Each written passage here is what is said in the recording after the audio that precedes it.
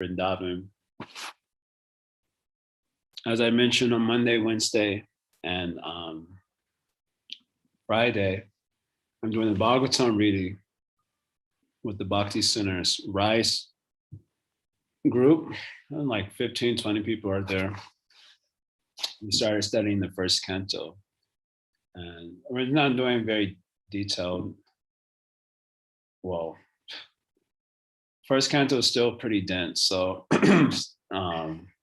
so there's still a lot of things to explain, and so it takes a lot of energy, and that's literally 15 minutes before this time, so it's kind of a lot. So on those days, it's a little bit harder to. I have to be pre-prepared in order to do it. That's what I guess I'm trying to say. So hopefully we'll be able to do Manashiksha starting tomorrow. I think I'll have a lot of time tomorrow to prepare. We can do that. But for now, we were going to do the questions Q&A a little bit. Perhaps everyone didn't see that, or they did and weren't interested, which is also okay. Whatever.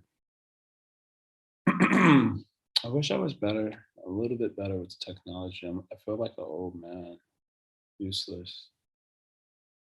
Okay, so we have something here already. So I'll put that. So we are reading Bhagavad Gita chapter 3 these days. Nice, 2 questions. Number 1, Shastric injunction is to always remember Krishna and never forget the Lord. So smartavya satatam Vishnur satatam vismartavyo najatuche sarva vidinisheda sura etoyore vikinkara. So this is the essence of Vaidhi Bhakti. So according to principles of Vaidhi Bhakti, all sarva, vidhi, all vidhis means prescriptions, scriptural prescriptions. And nisheda, sarva visheda, all prohibitions, scriptural prohibitions, are kinkara, they are servants of the one prescription of always remembering Krishna and the one prohibition of never forgetting him. So this is the essential element of the Vaidhi Bhakti practice. So at the heart of Vaidhi Bhakti is remembering Krishna. As Krishna says in Bhagavad Gita, the most confidential teaching in the Bhagavad Gita is, what is that? Mamana bhava ma bhakto mam yaji mam namaskuru. Krishna says this verse twice in Bhagavad Gita, 9:34 and also 18:65, Mamana bhava. So he said, always think of me. So this is the essence of Vaidhi Bhakti also. And so they say, because Vaidhi means following scriptural edicts, so how do you to ascertain the proper application of scriptural edicts? Well, by following this, I remember Krishna. Okay, then that should be applied. And by doing this other thing, I'll forget Krishna, then that is not very good. So that is how you apply scriptural edicts. It should augment remembrance of Krishna and not detract from it. So that's the principle of Vaidhi Bhakti. So just clarifying that. So the question goes on to say, anything not done according to the Vedic injunctions is considered vikarma. Right. So what is, when we were studying Ajamil Lila, we also heard this, right? So piety means following what Vedas say, and not following what Vedas say is called a sin or vikarma. Okay. So if we do any action without the remembrance of Krishna, is it considered vikarma? I think that's the question. Well, according to Sri Vishwanath's commentary on this verse from Bhakti Rasamrita Sindhu, well, I think it's a Padma Purana verse, but referenced there, Bhakti Rasamrita Sindhu. He says, if you remember Krishna, it's like following all the prescriptions of Shastra. And if you forget Krishna, it's like breaking all the prohibitions of scriptures. So I was like, that's a little extra, but okay, I guess. It's a little heavy. That's how Sri Vishwanath reads it. I don't remember if Jiva Goswami also gives a comment there. I would have to go back and check. So is it like vikarma? Yes, but you know, Gaudiyas, the way we think of sin is a little bit different than how it's normally understood. Sin, generally understood, means breaking the or transgression the prohibitions of Vedas. But for Gaudiya Vaishnavas, anything done in absence of awareness of God is sin, basically. It's a more sweeping understanding of sin. So even if you do pious activities, but it's done with the absence of awareness of Bhagavan, then that is also sin. So their thing is a little bit more sweeping, understanding. Now, I wish I had, I don't know what the word was. Does anyone know the etymology of the word sin? Let's look at that. It's a word that people don't like anymore. Let's see. I'm looking at the etymology of the word sin. Guilty. Probably related to Latin song guilty. Okay, interesting. Anyway, sin, means, for Gaudiya, sin means anything that doesn't nourish or help us progressively move in the direction of Bhagavan. Sin means without in Latin. So yeah, without God for Gaudiyas. So we have a little bit more sincere Latin for without wax. Okay. Interesting. Thank you for that, Sid. Like many instances out of the day goes out in autopilot mode. So the actions done on that day are vikarma. Yeah, basically, depending on how you're defining sin here. So it depends on how we're defining sin. So sin is tantamount to the absence of awareness of Bhagavan, which is also how Chaturshloki defines Maya, right? Maya is perceived when Bhagavan is not perceived. And the experience of Maya is unhappiness, right? Yayasa mohita jiva atmana trigunatmakam paropi manyute anartam. The experience of anartha, we know we have anarthas, but the experience of an anartha is unhappiness, right? Which takes on many forms, but the essence of it is unhappiness. And so to be in the absence of awareness of Bhagavan is to be in Maya, is to be unhappy, is to be without happiness, to be without God. So in that sense, you can say it is sin if we're defining sin in that particular way. So we should remember Krishna. It's good for us. Fortunately, not so easy. It's not super difficult either, but we have a tenacious aversion to remembrance of God due to beginningless ignorance. So it takes some work. Okay, question number 2. What exactly does it mean to work for yagya from 3.9? And 3.9, Krishna says, Yagnarta karmanyo anyatra. So aside from the work done for the purpose of yagya, then that work is understood to be the cause of okuyam, karma bandhana, to be the cause of karmic bondage. So the way Baladeva Vibhushana and Srila Prabhupada following him takes it is that yagya means Vishnu. Yagya by Vishnu, they quote some scripture, maybe Papa Purana, Yagya by Vishnu. The word Yagya refers to Vishnu.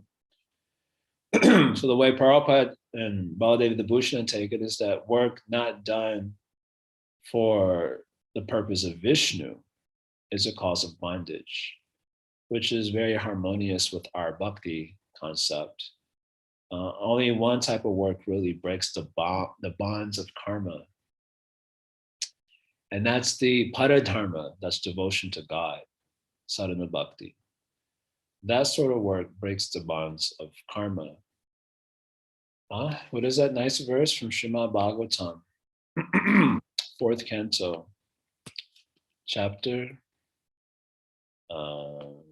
22, first number. I'll just say 39 or 40. Let's see. Karma shayam graditam udgatayanti santa. That's a line that I'm thinking of in my head, but I can't remember the first part of the verse.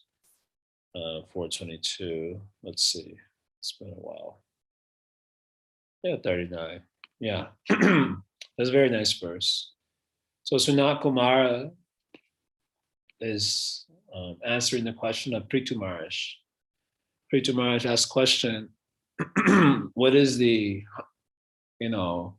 highest activity by which living entities can attain, complete satisfaction of the self and be free from the bondage of sense gratification. So Sanat Kumara speaks about principles of Gyan for most of his answer. But Gyan very difficult to apply. So in the last two verses, he speaks about bhakti. So then maybe I should probably just share the verse here. It's a very famous verse. Rupa Goswami also quotes this in the beginning of Bhakti Rasamrita Sindhu to describe Kleshagni, the destruction of ignorance, which is at the root of the kleshas. Yapada Pankaja Palasha Vilasya Bhakta Karmashayam Gratitam Ugratanyanti Santa. So devotees, they very easily untie or root out, ugratayanti, root out the knot of karmashayam. Karmashayam refers here to ahankara or avidya. Through devotion to the lotus toes of the Supreme Lord, they're able to do it. So in this sense, yagya means work done for Vishnu. It means sadhana bhakti, basically. It seems that's how Prabhupada and Baladev Vibhushana take it. But in the context in which the word appears in the Gita, the word yagya basically is synonymous with the proper prescribed duties done in the spirit of yoga, because the topic is karma yoga, right? So basically, karma in this world could be done in two ways. Karma informed by kama, which is what we are very familiar with, and karma informed by yoga, which is what Krishna is trying to talk about in the Gita in the first 6 chapters. So the principles of karma informed by yoga he starts describing that in 247. So you're karma neva adhikareste ma karma palishu kadachana. You have the right to do the prescribed duties, but you're not entitled to the fruits.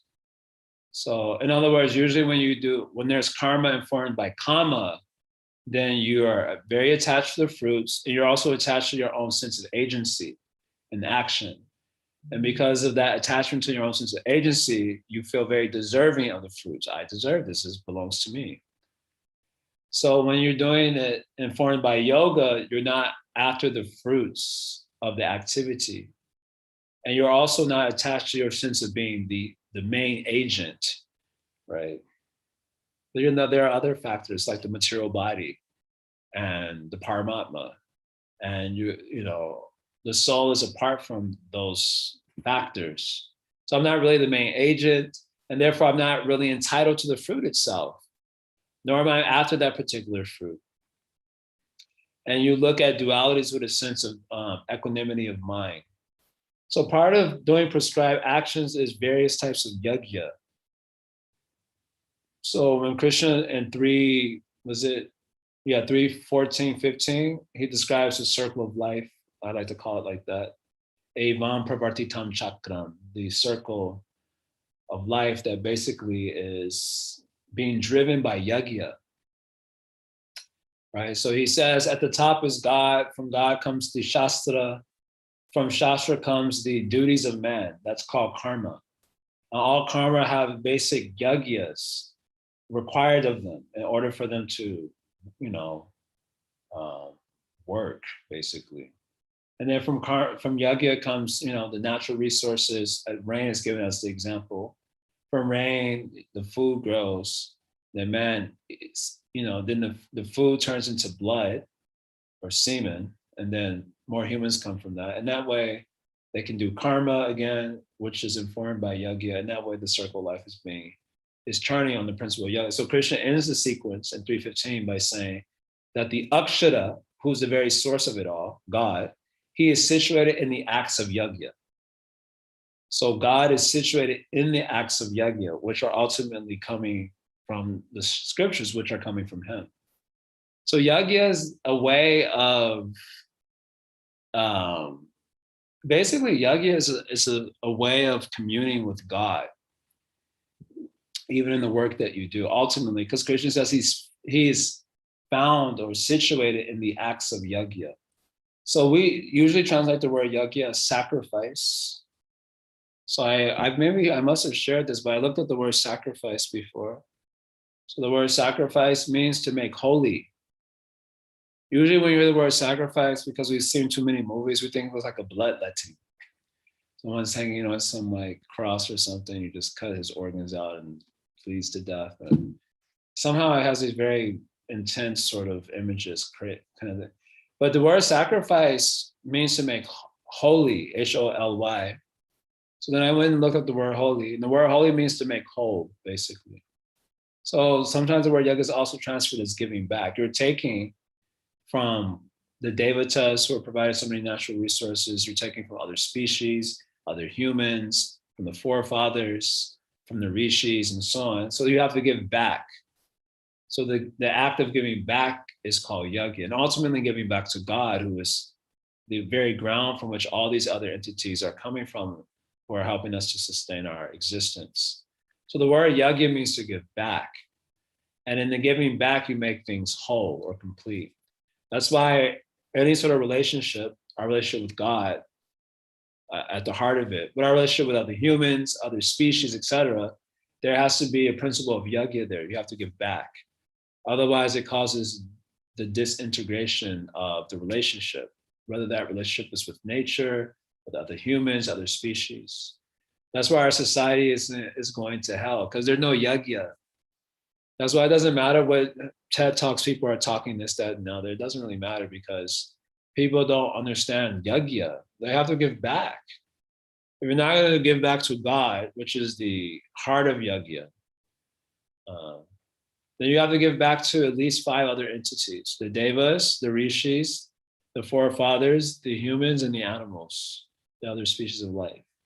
And there are prescriptions for how you do that. They're called Panchamahayagya. So humans don't do Panchamahayagya, and they also don't believe in God, so they don't do Sankirtan Yagya either. So what they expect is going to happen. You know, COVID is natural result of the lack of yajna in the world. Whether you believe COVID is real or not doesn't matter. In both cases, it's due to the lack of yajna. The situation cannot be ameliorated because people aren't doing the yajna.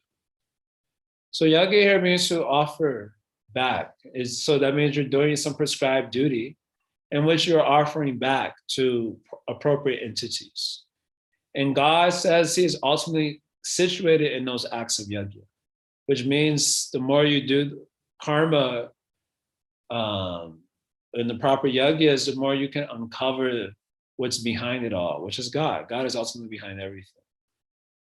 So Srila Prabhupada and Baladev Vibhushan just take it very simply to mean God, ultimately, which is also true.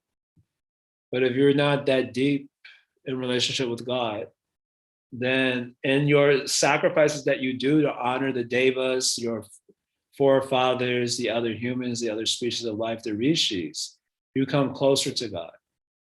And that sort of yajna, that purifies you. So that's why Krishna will later say in chapter 18, verse 5, that yajna, tapas, and charity, dhana, these 3 are meant for everyone, even the enlightened souls. They cannot give it up.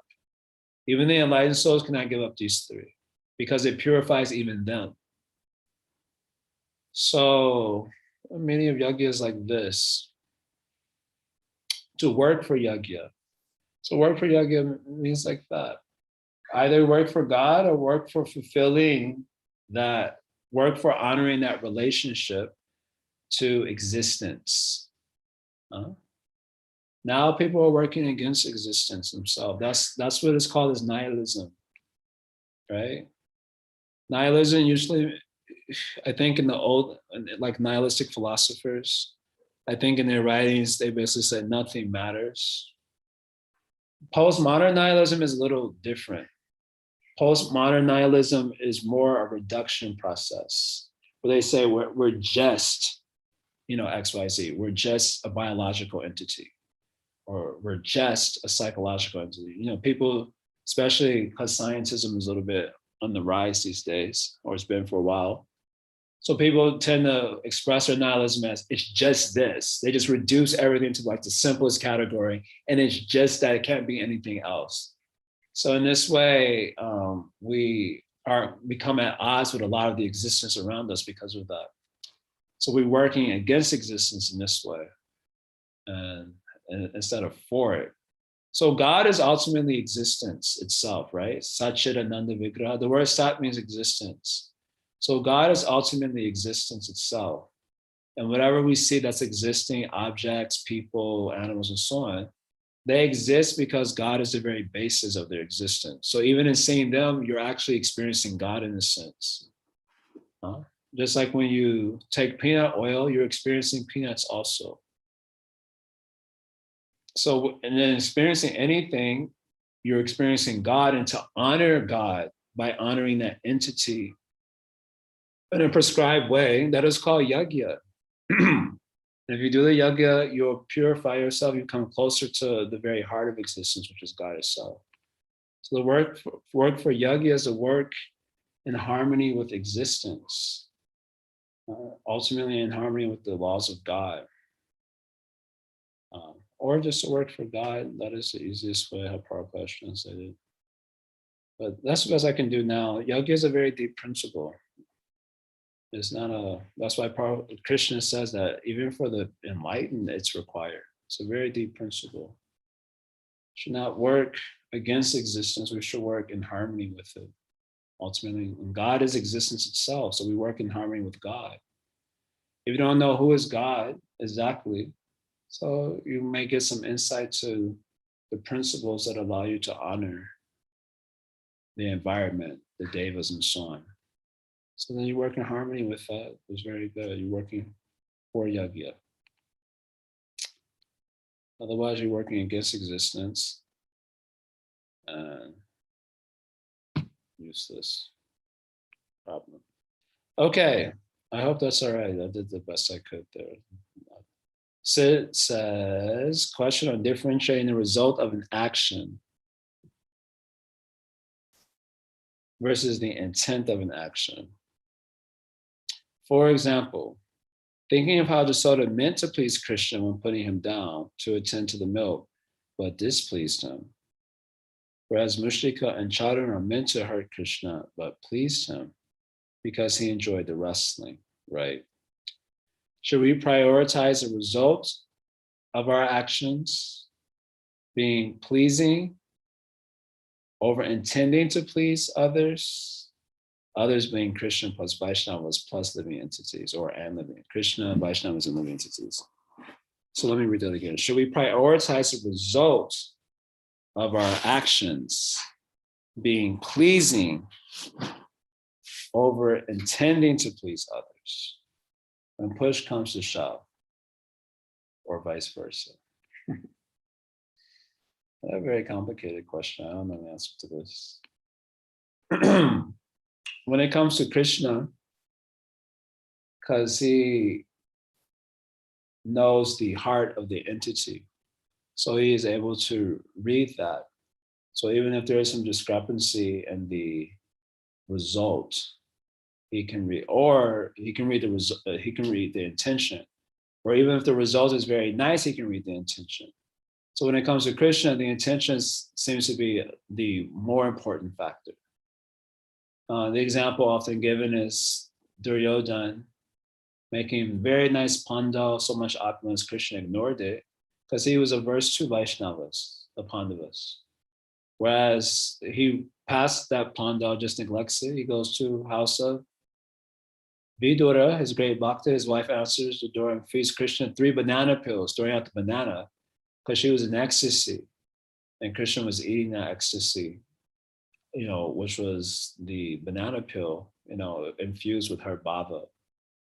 So Krishna knows the hearts of he knows our intentions. So that seems to be the more important factor. And one might argue, if you have the intention to please, then you will also be trying very hard to have a pleasing result. But because results are out of our hands ultimately, then we're saved by having the right intention, at least when it comes to Krishna. When it comes to Vaishnavas or other living entities, it becomes a little bit more tricky because they may not always be able to, they cannot always read the heart. Maybe some advanced Vaishnava, like Shukadeva Goswami Narada Muni, they're described like the sun or the prana able to penetrate the inner core of man. They can read the intention also. But generally speaking, the Vaishnava may not be able to see the intention. So the result in the form of like a pleasing act seems reasonable that it would be given priority. Although I'm wondering, I guess this is just for Socratic inquiry, can you really do something pleasing without having the intention to do something pleasing? And somehow I guess I'm doubting of the possibility of being able to do so. In any case, you may have the intention to please, but if you do something you may do something that's ultimately displeasing to a Vaishnava or to another living entity. In which case, you may have to do extra work to rectify that, because it may be misread as offensive or whatever it might be. It could be misread, and then you end up displeasing a Vaishnava. That could be very dangerous, especially if that Vaishnava happens to be like your guru, for example. And even when it comes to other living entities, we can't say that they don't matter, because how we deal with other living entities will often translate into our relationships with Vaishnavas. So we may be a little bit sensitive to that also, of creating a result that is ultimately pleasing. Now, if they're non-devotee rascals, I mean, we shouldn't be associating with them too much. But sometimes it's like your boss or something, you're not just going to go out of your way to like displease them or something like that. But because they're not able to read the inner heart of a person, it seems that we would have to be particularly attentive to seeing to a result that is also pleasing, as a practical expression of our intent to please. And even in that case, there could be discrepancies, in which time you may have to do extra work in rectifying. It's kind of a subtle question. I think that's the best that's what I can think of right now. It's a little bit late here. My intelligence is already shutting down. I don't know if you want to. Yeah. Like your reasoning through it makes sense. And I mean, the distinction between acting to please Krishna, which is really just almost entirely based on intent, versus everyone else, which is very much focused on like the result of it, right. With Vaishnavas being a quasi like middle category where like intent kind of matters, result also kind of matters. Like, I mean, I'm thinking of Chitraketu at this time, where like intending to like glorify Shiva, but like displeasing Parvati. So, right. Yeah, that makes sense. Thank you. Mm-hmm. I'm remembering when I hearing Akrura's story.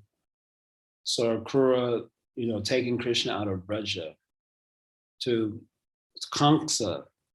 So Akrura, when he was meditating on that act, he was considering how people were going to be looking at that. So he concluded that, well, Krishna knows my heart. So therefore, he can confidently take Krishna out of Braja to go Kamsa, knowing that he was doing service. But the other Vaishnavas didn't know that, like the gopis, they didn't know that. They didn't know what he was thinking. All they thought he was a servant of Kamsa coming to take Krishna to Kamsa to be killed. And they cursed him. And as a result of that curse, he got into some, trashy politics later on in Dwarka and made a little bit mistake, at least according to Prabhupada's reading.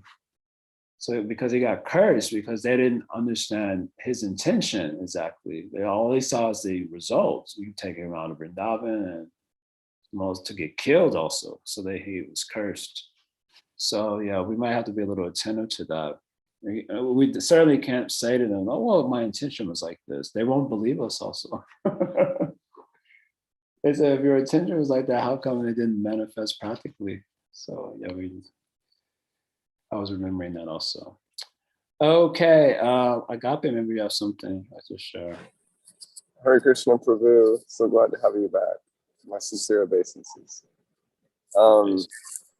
So currently I'm on the part in the recordings of Kapila Dev, his teachings, and y'all are going through the journey of the soul, the materialistic soul, and like the hellish experience he has with the Vishnu, not the Vishnu, the Yamadutas.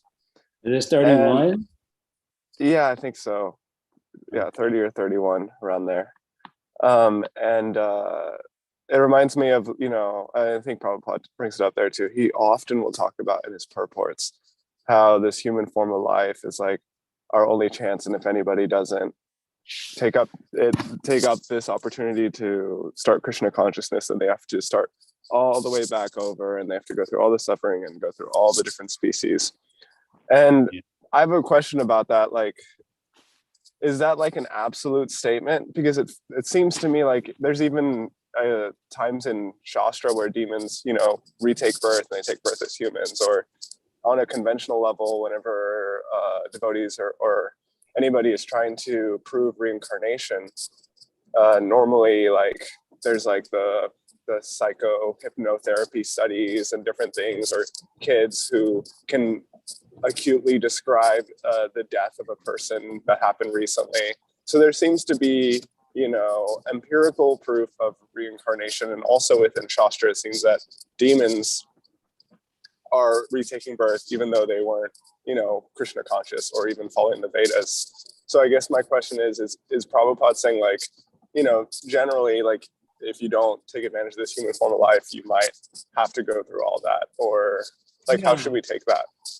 You don't know. No one knows what's going to happen after death. Precisely. No one knows precisely what's going to happen. So why take chance? That's a general point. And you can take birth again as a human, but in a more aboriginal form. Of course, that would be taken as really negative today.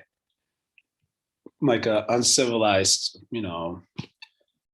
form of humanity. Maybe from there you can go down further if you commit sinful activities, or you may take birth as a animal. There's no way to tell precisely what's going to happen, because the way karmas are fructified are basically only known by the Lord himself and not by anyone else. So I would probably take those statements of Prabhupada as being like, you don't know what's going to happen to you, and this is also a possibility. So why take that chance? Cultivate Krishna consciousness. That's the basic idea there. Otherwise, you don't know what's going to happen. So it's very risky business, actually. Yeah. That's how I would probably read. Okay, thank you so much. I really appreciate that. I was just getting anxious about preaching in the future, because I do like to, prove reincarnation through all these different conventional means. And if somebody was like intelligent enough to accept that and then also see Srila Prabhupada's purport, I wanted to have something to say. So thank you so much, Prabhu. Yeah. So that is also a possibility. You can become a dog. You want to risk it? So chant Hare Krishna. Jaya. Anyone else wants to say anything? Thank you for facilitating a Q&A session today. Relieving some of the pressure from all the classes. I have another thing I have to do after this also in about an hour or so. So this is very helpful to give a little relief of the pressure. Mukunda. I just wanted to say Hare Krishna. Very well. Thank you. I'll try to be more prepared for questions in the future. When we do Q&A, maybe for this week. Well, I'm going to try to start Monday Shiksha tomorrow, but maybe this week we could have a couple of days Q&A, so that relieves some of the pressure because of the other Bhagavatam reading I have to do while I'm here in India. It's a little bit much. Ciencia del Yoga. You have anything? I hear in Kali. Krishna Sundari. Yeah, I know. I hear in Kali now we have to get vaccine to come in. So Yeah. I met DDS here in Govardhan. So he making a little arrangement for me. We'll just leave it at that. Oh, great. 'Cause He he told he me you must be- might be coming with him. Yeah, he wants me to come to Kali at the end of March for the thing that he's doing, maybe with Jamuna or whoever. And I told him I also would like to come. So he's That's making wonderful. the arrangement. Here in India, getting the arrangement is easy. Here in Colombia too. It's so ghetto. I was talking to like the Kirtan ashram here. Everyone's got it. Okay, Sham Saki, you didn't hear this.